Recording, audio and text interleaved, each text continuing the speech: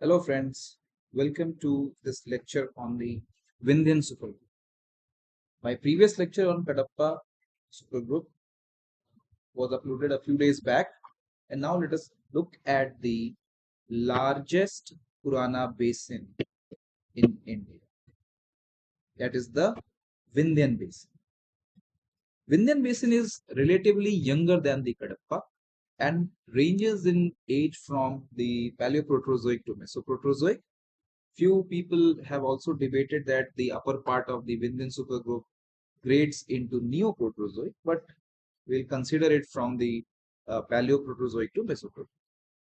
The Vindhyan supergroup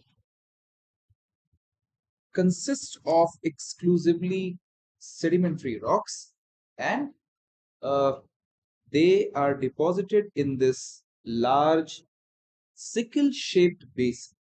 Okay, so the Vindhyan basin has been named after the prominent Vindhyan Mountains, and it it is situated on the Bundelkhand Craton. This basin is quite huge, and it is covers an area of approximately 60,000 square kilometer. Uh, it has its exposure in Rajasthan, Madhya Pradesh, Uttar Pradesh, and some parts of Bihar as well. So let us start. So, of the Proterozoic basins of India, the Vindhyan basin is the largest Purana basin. It's the largest Purana basin. And if you see its location in this map of India, you can very well see its disposition is towards the western side, the central Indian part, and uh, you can see here it covers the states of some parts of Rajasthan, Madhya Pradesh, Uttar Pradesh, and some parts of Bihar. Let us draw its location on this Google Earth image. Vindhyan Basin is very interesting setting.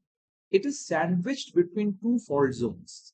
On the northwestern side, there runs the Great Boundary Fault. Okay, the Great Boundary Fault (GBF), and on the southern side, it is delimited by the Narmada Son lineam. Okay, this is the Sona fault or the Son Narmada lineam. So on the north, we have the Great Boundary Fault. On the southern part, we have the Son Narmada fault. The Great Boundary Fault separates the Vindhyan Basin from the Aravalli Craton. Okay, Aravalli Craton. If you see here carefully, you can make out the shape of the Vindhyan Basin. So this is what is the shape of the Vindhyan Basin over here. Yeah, this is the shape.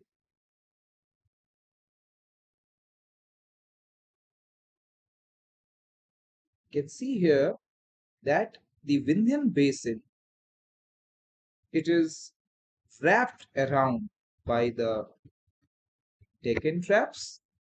It embraces the Bundelkhand Craton. Then we have some parts of the Bijavars over here, and then in the southern part we have the Son Narmada lineam. The Vindhyan supergroup, it rests over the Mahakoshals. Okay, rests over the Mahakoshals. Now, we all are aware, you must have read about it, that the Vindhyan supergroup is divided into two, the lower Vindhyan and the upper Vindhyan. The lower Vindhyan group, that consists of the Semri group, it is exposed somewhere here. It consists of only one group rank unit, and then it is disposed over here. Rest all here, it shows the upper Vindhyan super. So while uh, drawing the location of the Vindhyan basin, simply remember that you have to draw the Great Boundary Fault and the Son-Narmada lineament and sandwich the Vindhyan basin in these between these two fault zones. And then wrap the Bundelkhand craton around it, you will get the position of the Vindhyan basin. So Vindhyan basin, it parabolically encloses the Archean domain of the Bundelkhand. Okay, it rests over the Bundelkhand, and it's very close to the Satpura. Satpura means this one, the CITZ over here, and the Great Boundary Fault which separates it from the Aravali Craton. So we have the two mobile belts, the Aravali orogenic mobile belt and the Satpura mobile belt, between which lies the Vindhyan basin. Vindhyan basin is unique because it exhibits both the intracratonic basin character as well as pericontinental depression. So this pericontinental depression is in front of the Satpura orogenic.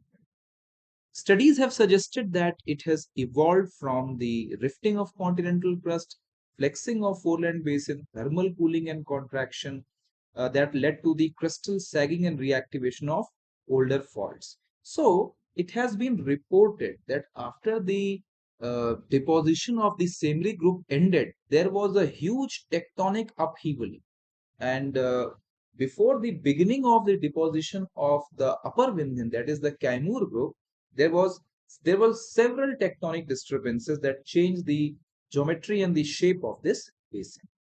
So here, if you look at this map, it's very easy to draw. You can draw the Great Boundary Fault and the Son-Narmada Fault over here, and then you can mark the location of the Deccan Traps, Aravali Craton, the small exposure of the Bijavars, and then you can see here the Semri group, that is the Lower Vindhyan, and then the Kamur Riva and Bhande group. So you can see the Semris are exposed in the western part and the eastern part. Rest, almost all of it, it is the upper Vindhyan supergroup.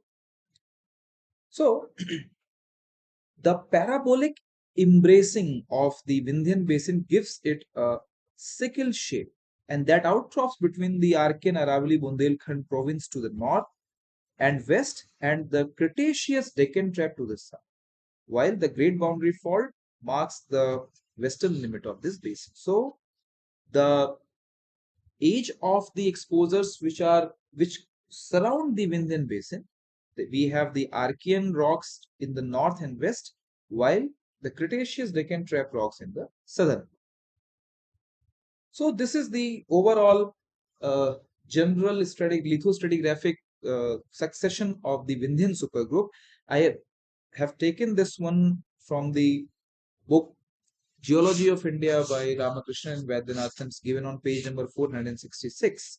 It's a very detailed one and it's very nicely given. And on the right hand side, you can see a litholog prepared out of the same. So I would recommend remember these names, but do not forget to draw these. So the Vindhyan supergroup, it overlies the Bundelkhand granites, and there are some supracrustal rocks as well. Remember, the Vindhyan supergroup is not located in one composite area. So you will have the Son Valley Vindhyan supergroup rocks and the one which is exposed in Rajasthan. Normally, this Semri, Kamur, Riva, and Bhandir, these are the generalized lithostratigraphic succession names, but you should know because now you are a MSc student.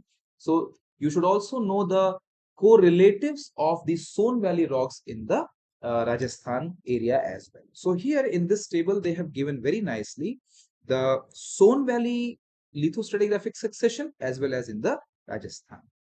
So the Semri group, that is the lower Vindhyan, it rests over the Bijavars, where you will be getting, and as well as in some places, the Bundelkhand granite. Therefore, this unconformity becomes a non-conformity, and where there are supracrustals, you will be getting the angular unconformity. As we start, Semri group is approximately 3 to 4 kilometers thick succession of sedimentaries. And an interesting fact here is that the lower Vindhyans, these are they consist dominant limestones, sandstones and limestone sequences, while the upper Vindhyans, they are dominant in the sandstones. Okay.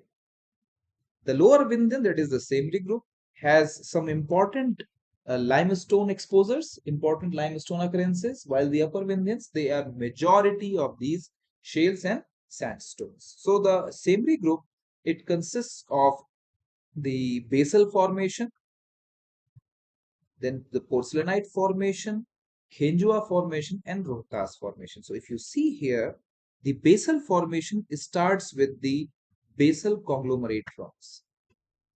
The basal conglomerate rocks that is here,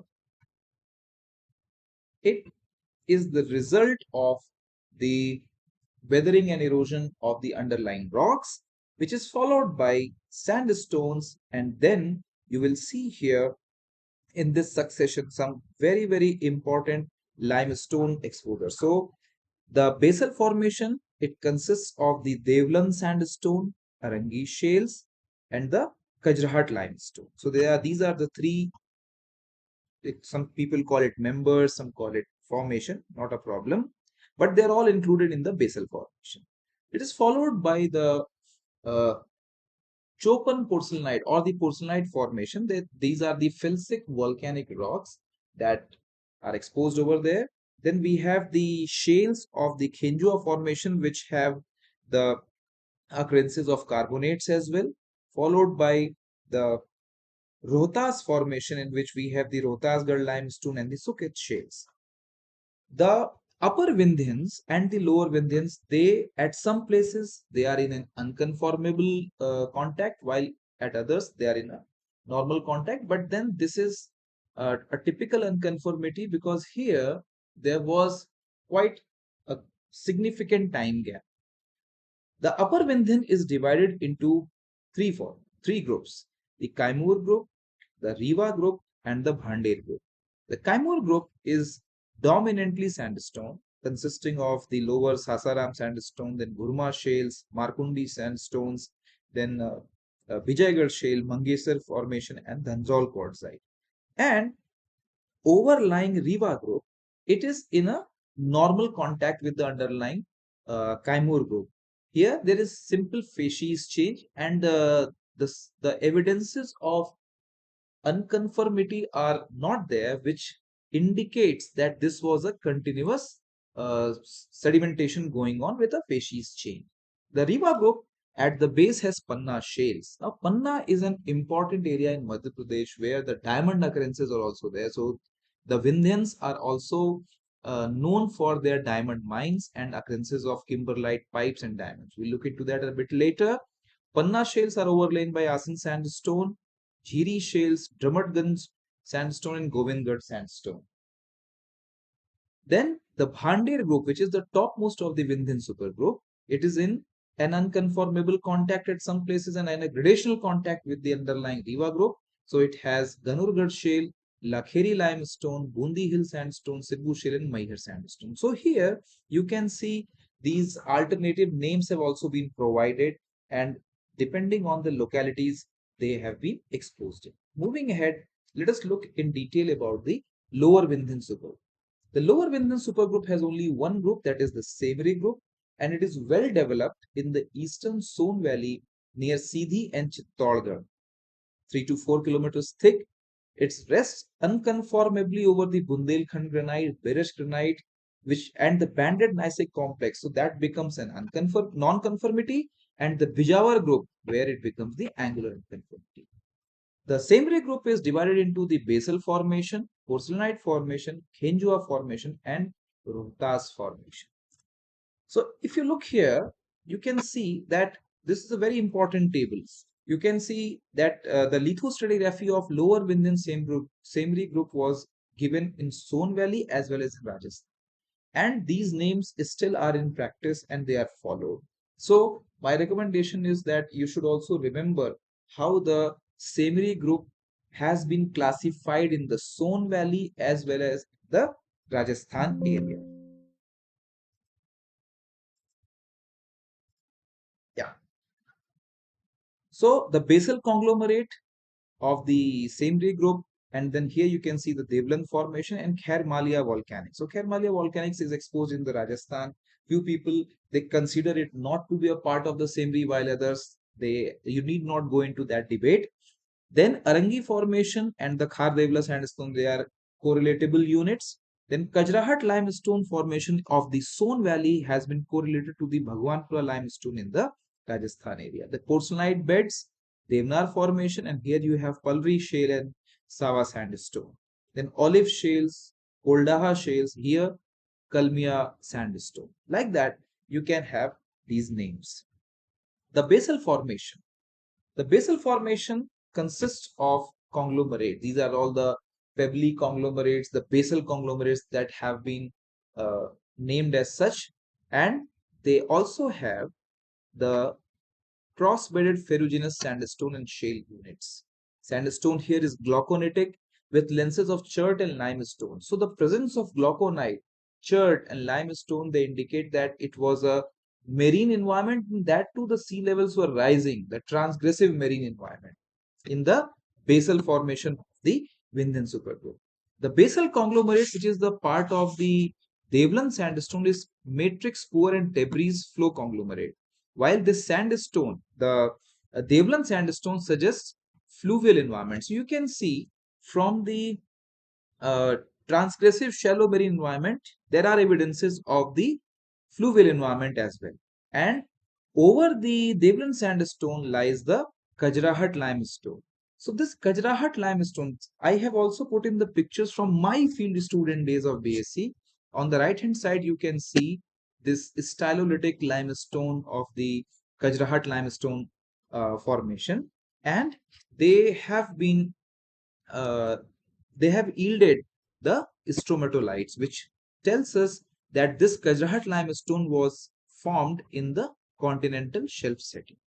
The basal formation is overlain by the porcelainite formation. On the right hand side, you can see this is the porcelainite deposits. I have taken this picture in the Chopan area. So the porcelainite formation, it consists of felsic volcanics consisting of rhyolitic crystals, pumic, tuff agglomerates, breccia and bedded chert. There you can see parallel and rippled lamination. See, you can see here parallel and rippled laminations in the pyroclastic rocks. People have also reported sulfur and pyrite, and when sulfur and pyrite are present, it means you are getting anoxic and euxinic environments. And here the occurrence of the algal lamines and stromatolites conophyton, they indicate deep water to slope to basinal environment. So it's not just one environment, because depending on the several features that you are obtaining in this formation, you can interpret that there is a continuous change in the depositional sedimentary environments. Moving ahead to the Khenjua formation, it overlies the porcelainite formation. It has olive colored shales that are called as Khenjua shales. Further, they have Salkhan limestone. Salkhan limestone is very important for its stromatolitic deposit. This picture again I have taken from the Salkhan fossil park. These are concentric stromatolites. Very, very important and very famous deposits of stromatolites in the Mirzapur area. There, the Salkhan limestone is overlain by the Chorhat sandstone. So, Khenjua, the shale, limestone, and sandstone. These are various kinds of lithofacies association that you are seeing. So, it's not just one environment; it is a composite environment, and it comprises of shelf, deltaic, fluvial, and littoral. So, if you see here in this map, going from west to the east, this is a very good map given in the book by Ramakrishna and Vaidyanathan on page number 469. So here you can see the porcelainite formation, which is here. Overlying the porcelainite formation is the Koldaha shale, that is the Khenjua shales, and the shales were deposited in the shelf environment. Then there is the occurrence of the rocks which are indicative of the deposition in a deltaic environment, followed by sandstones which were characteristic of fluvial environment, and then again shelf environment, and then littoral environment. So here you can see that this composite environment in the Khenjua formation have been interpreted based on the facies, lithofacies association. And the topmost over here is the Rohtas formation, which is a carbonate shale sequence characterized by stromatolites, microbial laminites formed in shallow shelf settings, while a few people have also suggested that there were lagoonal settings for the formation of the Rohtas. The Rohtas formation, it consists of the lower Rohtas Gad limestone and the overlying Suket shales. Now the upper Vindhyans. As I have told in the beginning, that before the deposition of the upper Vindhyans began, there were several tectonic disturbances. If you wish to read about that, you should refer to the book by Professor K.S. Valdia sir, The Geodynamic Evolution of the India, and there you can go ahead with that. But in the stratigraphic context, I would not suggest that you go in detail with that. So the upper Vindhyan succession is divided into three groups: Kaimur group, Riva group, and the Bhandir group. Kaimur group is essentially a sandstone shales association, siliciclastic, formed in a setting fluctuating from fluvial to lacustrine to shallow marine. The basal sandstone here, which is also known as Sasaram sandstone and Markundi sandstone, while the overlying silicified shale, Ghurma shale. So they tell us that these sediments were the product of high velocity coastal streams or barrier beach or dunes or tidal flats. We can see how this variety of environments have been interpreted based on the sedimentary sequences that have been there.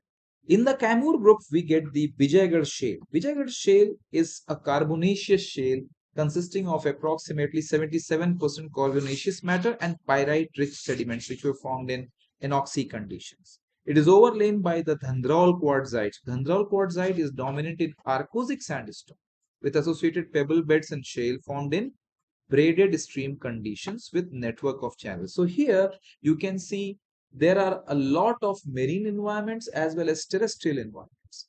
Towards the close of the Kaimur time, means when the Kaimur sedimentation was coming to an end, there was a widespread volcanic activity resulting in deposition of thick volcanic clastic sediments over a large area. And at Majgawa in Madhya Pradesh, the Kaimur strata and Hinota in Panna district. So Majgawa and Hinota, they are in Panna district. They are intruded by kimberlite and lamproid pipes. And here diamonds have been found. And Panna diamond mine was one of the largest diamond mines in India, and still people go there and they hunt for diamonds. Diamonds are as big as 250 to 300 carats have been discovered from the Panna area.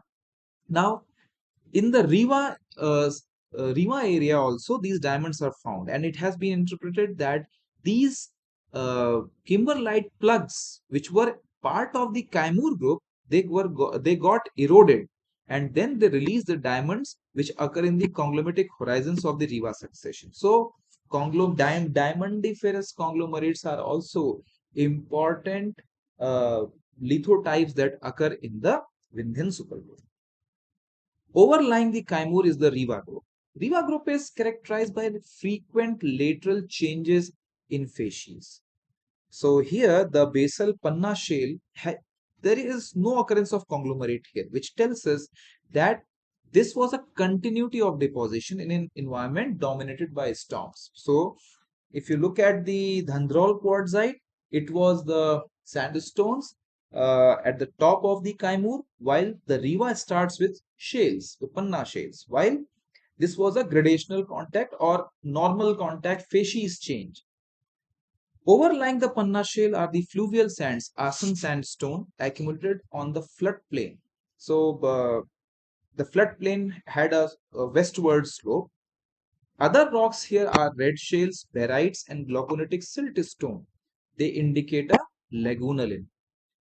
Overlying the Asan sandstone is the Jhiri shale, and it is separated by a diamondiferous conglomerate at Panna. So the Jhiri shale, it has this contact with the Panna shales, and then here diamondiferous conglomerate has been reported. It's a shallowing upward deposit in offshore zone showing mud cracks and rain prints, which indicate that there were subaerial conditions which were dry.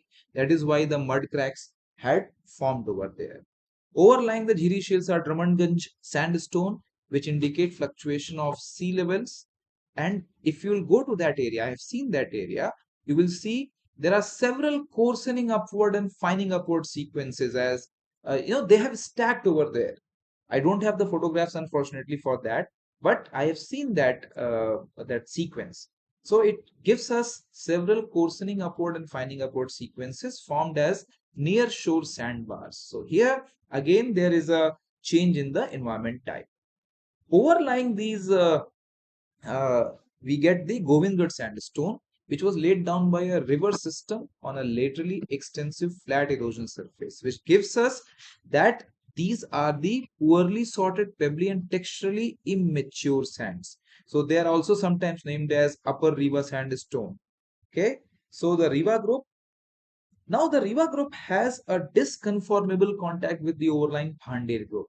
Bhandir group is the topmost litho unit of the Vindhyan supergroup, and it starts with the Ganurgarh shale, which has a diamondiferous conglomerate in Panna area. So here, elsewhere, so at some other place, it has a gradational contact. In Panna area, it has a disconformable contact. That is why we get the conglomerates in the Panna region. The Ganurgarh shale and the underlying Riva group, they have a unconformable contact, and these conglomerates they have yielded diamonds. The Bhandir group, the basal Ganurgarh shale, it represents deposits in shallow basin embracing lagoons, tidal flats with channels and beaches. Now, you may be wondering how we can interpret so many environments for one area. You have to take care of the lithofacies association. I would recommend you to read the book on sedimentary environments by Reineck and Singh, or if you get H.H. Reed is also written by H.H. Reed is also very good. Other than that, if you want to have a quick reading about these environments, refer to the book by Maurice Tucker, the sedimentology book by Maurice Tucker. It's a very good book, and there you can easily understand how the various facies associations were formed in different kinds of environments. The Bhandir group, they have yielded finely laminated algal mats and cyanobacterial stromatolites forming the biohums, and they are present in the Lakheri limestone. So the presence of these stromatolites, biohums, they indicate that it was formed in supratidal to subtidal environment, where in the Rajasthan sector. These were the Lakheri limestone is a prominent limestone unit in the Rajasthan sector. While in the Maihar area in the Madhya Pradesh region, there are multiple tidal sediments. So what is the example? Bundi Hill sandstone. Multiple tidal sediments were formed in tidal flat and lagoon complexes. So here in Rajasthan, the same uh, rock, they are represented by the not the same, the correlative rocks. They tell us about the supratidal to subtidal environment, while in the MP region, Madhya Pradesh region, you can see the tidal flat and lagoon complexes. So how we have interpreted this? By the alternation of rippled rift lamination in sheet sandstones and presence of locally of shale pebble compound. So these structures, the facie association, they tell us about the varying sedimentary environments. Now the Lakheri limestone of the Bhandir group and its correlative in the Maihar area, they comprise biohum built by stromatolites. So you can see here, this is the algal mat texture in the Maihar sandstone. In the Savai Madhopur Kota Bundi belt in Rajasthan, stromatolites have been reported.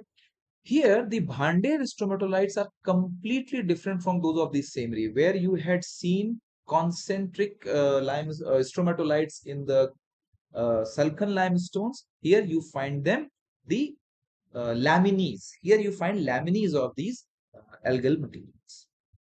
Age control on Vindhyan is very important. You might be asked a separate question on the discussion of the age of the Vindhyans. The age control of Vindhyan sedimentation has been subjected to a lot of controversy and debate, but in general, the lower Vindhyan age has been far better constrained than the upper Vindhyan. So let us see here. So the Semri sediment, that is the lower Vindhyan, it unconformably overlie the basement, which is 2.5 billion years old. That is the Bundelkhand granites. So most authors agree with a Mesoproterozoic age for the lower Vindhyan sedimentation, that is 1.7 to 1.5. So several ages have been given. Rubidium strontium ages of the glauconites of Basal Semri at Chitrakoot. They gave ages in the range of 1.4 1.44 to 1.53 giga-nm. Kajrahat limestone has given a lead age of 1.7 giga-nm. Then Devnar porcelainite zircons have been dated by shrimp dating, and they have given an age of 1.6. Okay, Cholhat sandstone, it gives an approximate age of 1.6 to 1.63 to 1.59. Then Salkhan stromatolite assemblages, they give an age of 1.6 to 1.3, while the Rohtas limestone in Semri gives an age of 1.6. So it is obvious that the Semri sedimentation started sometime in the temporal span of 1.7 to 1.6, that is the Mesoproterozoic.